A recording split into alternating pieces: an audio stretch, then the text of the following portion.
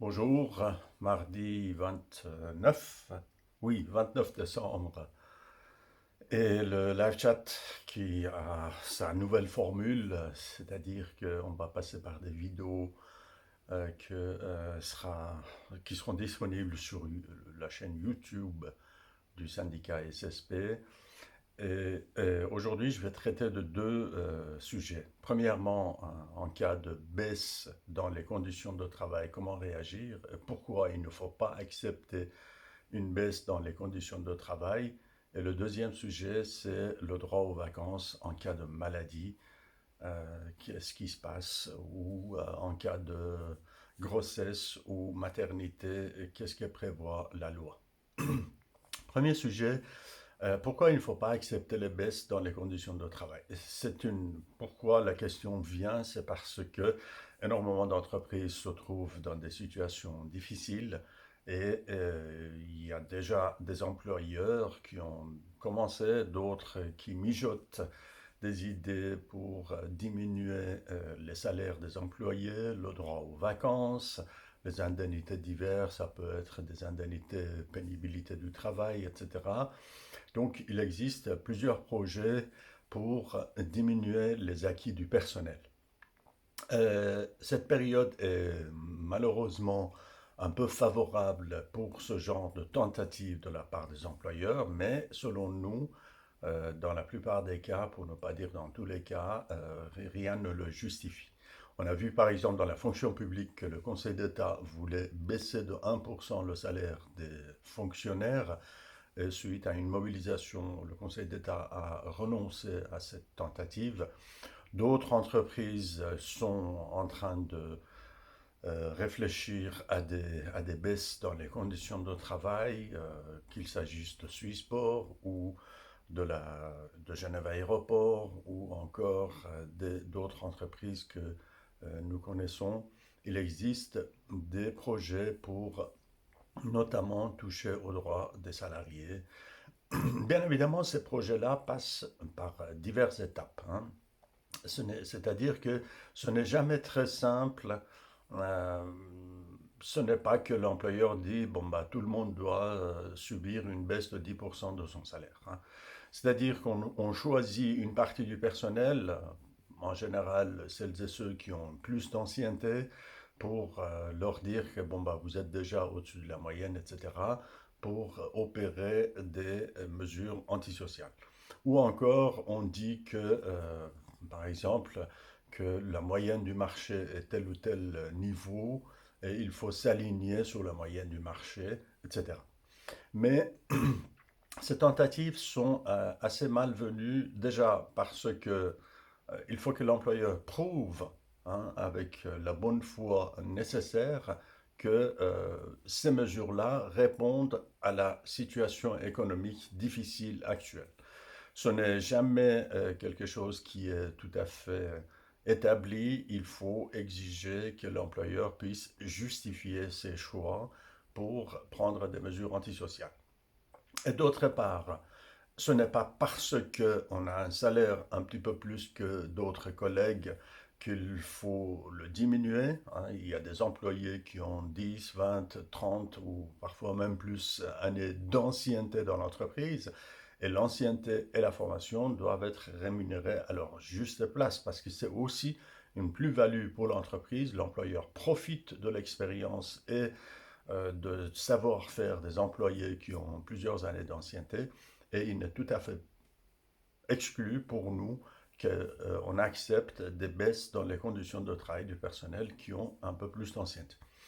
D'autre part, on a vu qu'avec le salaire minimum légal à Genève, c'est-à-dire 23 francs de l'heure brut, plus les vacances et les jours fériés, si les employés sont payés à l'heure, il y a quand même un salaire plancher qui a été établi, hein. C'est-à-dire qu'on ne peut pas descendre en dessous de 23 francs de l'heure, c'est totalement exclu.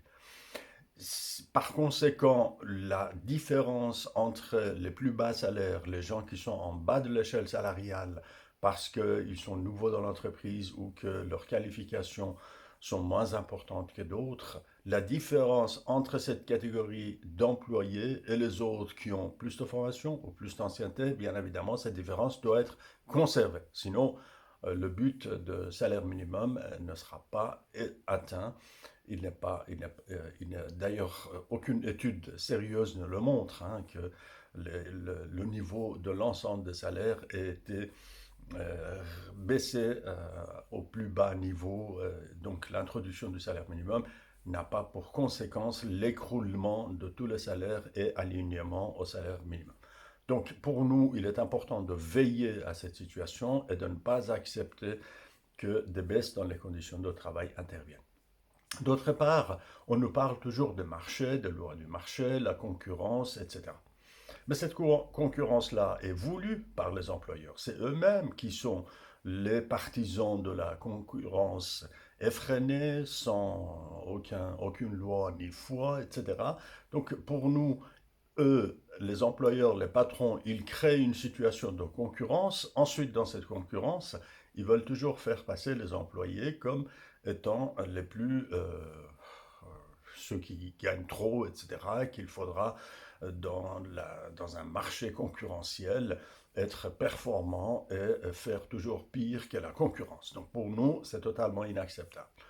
D'autre part, comme on a déjà développé ce thème, pour nous, il est indispensable que la valeur du travail soit reconnue. Qu'est-ce que c'est que la valeur du travail? C'est-à-dire, en une heure, qu'est-ce qu'on est capable de produire, hein? La richesse qu'on peut produire en une heure, en une journée, en un mois, etc. Donc, cette valeur du travail doit être identique pour tout le monde. C'est la productivité, hein, c'est ce qu'on appelle la productivité. Vous savez que depuis 50 ans, la productivité en Suisse a presque quintuplé, hein, c'est-à-dire qu'aujourd'hui, nous produisons en une heure autant que les anciens pouvaient produire en 5 heures. Donc la productivité du travail doit avoir son salaire juste, sa rémunération qui est en conséquence. Donc pour nous, il n'est pas acceptable que les lois de la concurrence capitaliste, les lois du marché, puissent s'imposer, qu'on ne tienne pas compte de la productivité, de la valeur du travail et aussi des charges qu'on a pour habiter dans le canton de Genève, un des cantons les plus chers de Suisse et voire sur le plan mondial. Donc il faut que le salaire soit en conséquence avec ça et il faut absolument insister sur le maintien des acquis. Parce que les acquis que nous avons aujourd'hui ne sont pas tombés du ciel. Il y a des gens, il y a nos prédécesseurs, il y a nos camarades que depuis des décennies ont lutté pour gagner, par exemple, pour obtenir les vacances payées. Les vacances payées, c'est quand même un acquis. Ou la retraite, hein, qu'il y ait un financement d'une retraite, hein, qui est en Suisse sous une forme premier, deuxième et troisième pilier, etc. Et que pour ces vieux jours, qu'on puisse avoir un capital qui pourra nous servir à payer des mensualités sous forme de rente parce qu'on n'est plus capable de travailler quand on arrive à un âge avancé. Donc, ces acquis-là, les vacances, l'indemnité, par exemple, en cas de perte de gain pour maladie, etc., ou ou même le salaire minimum, hein, que nous connaissons à Genève, mais aussi dans les cantons de Neuchâtel, Jura et Tessin. L'idée commence aussi à se faire sur d'autres cantons, notamment les cantons qui sont les plus progressistes, pour avoir des acquis qui protègent les travailleurs.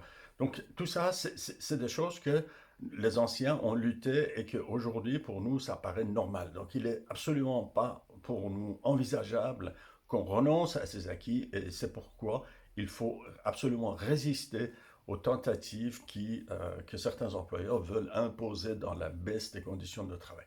Les baisses dans les conditions de travail aujourd'hui sont très clairement parfaitement injustifiées et de mauvaise foi. Oui, j'insiste, c'est de mauvaise foi de dire qu'aujourd'hui on doit baisser les conditions de travail.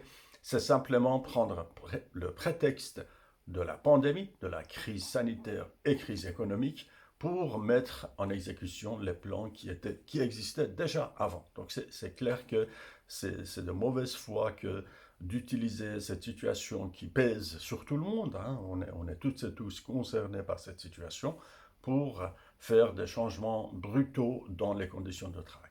Donc on voit bien qu'il y a une offensive patronale pour gagner encore plus des parts contre les travailleuses et les travailleurs, et C'est pour ça que pour nous, c'est très important d'y résister.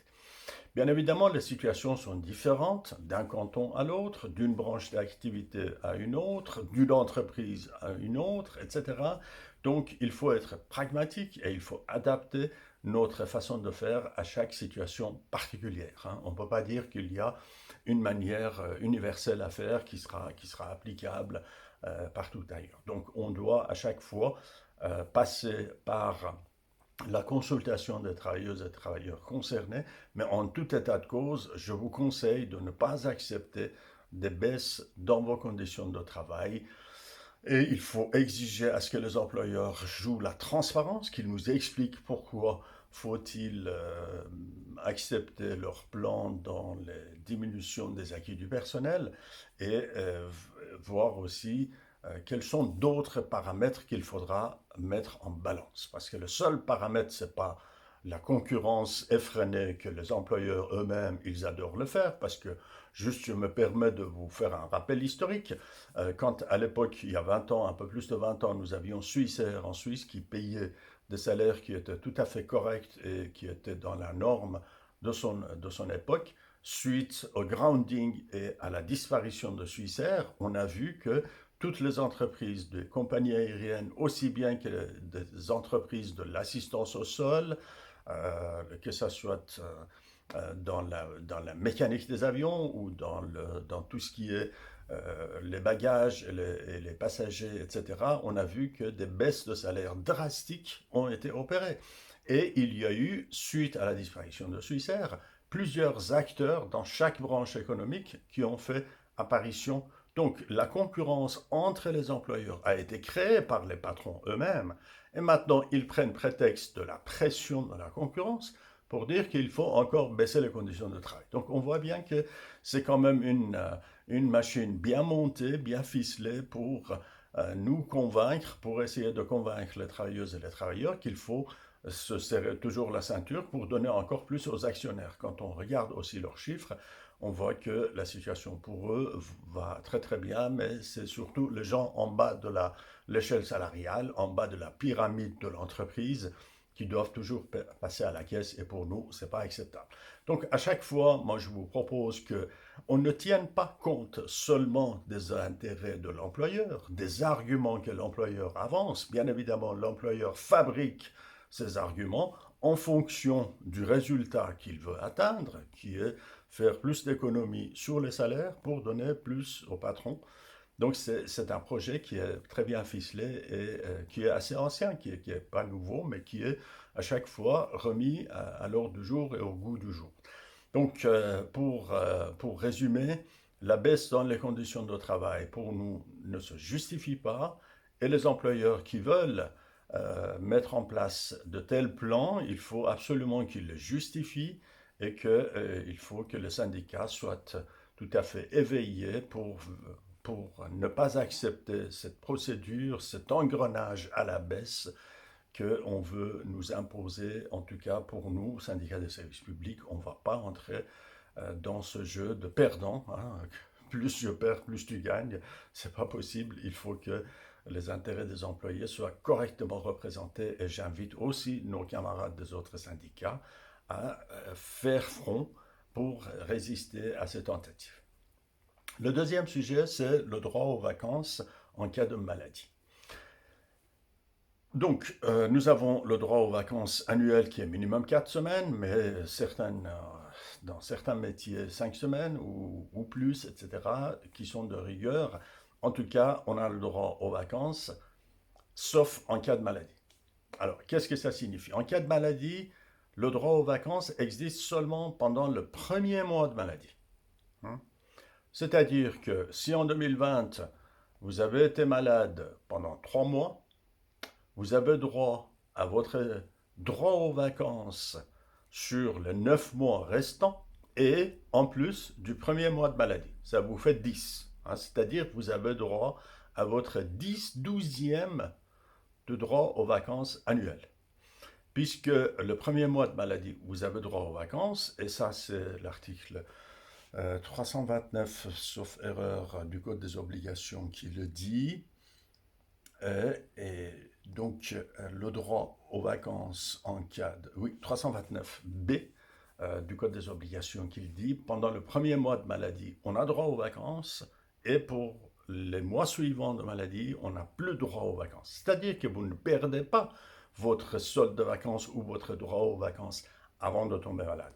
Mais le droit aux vacances reste gelé. Hein. Toujours pour prendre cet exemple, que si en 2020, vous avez eu 3 mois de maladie, que ce soit en une fois ou en plusieurs fois, ça ne change rien. Donc, le premier mois de maladie, vous avez droit aux vacances. Pour les 2 mois restants, vous n'avez plus droit aux vacances. C'est-à-dire qu'au lieu d'avoir 12 douzièmes de vos vacances, vous avez que droit à seulement 10 douzièmes de droit aux vacances sur l'année. Ça, c'est en cas de maladie ou accident qui ne sera pas fautif à l'employé. Hein. J'insiste, si l'empêchement de travailler, maladie ou accident, est de la faute de l'employé parce que, par exemple, l'employé a pris des risques inconsidérés ou que par consommation de substances difficiles à supporter, l'employé a causé, qui est responsable de son état de santé, à ce moment-là, l'employé n'a pas droit au premier mois de vacances en cas de maladie. Donc, pour un empêchement non fautif du travailleur, vous avez droit à votre droit aux vacances pendant le premier mois de maladie. Ensuite, vous n'avez plus droit, c'est-à-dire que le droit reste gelé. Toute autre chose, c'est en cas de grossesse ou de maternité. Pendant la grossesse, la femme enceinte qui tombe malade, c'est pendant les 2 premiers mois de maladie qu'elle a droit aux vacances. Donc, pour une maladie normale, c'est le premier mois de maladie, on a droit aux vacances, mais maladie en lien avec la grossesse, c'est-à-dire d'une femme enceinte, c'est les 2 premiers mois que l'employé a droit à ses vacances.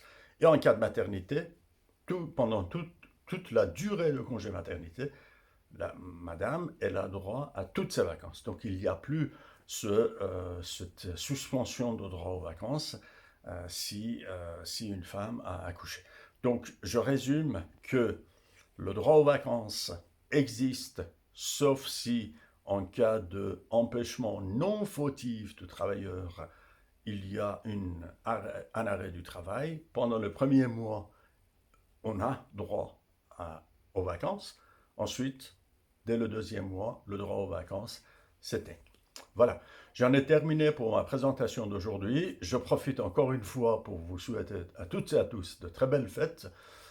Soyez confiants, soyez positifs.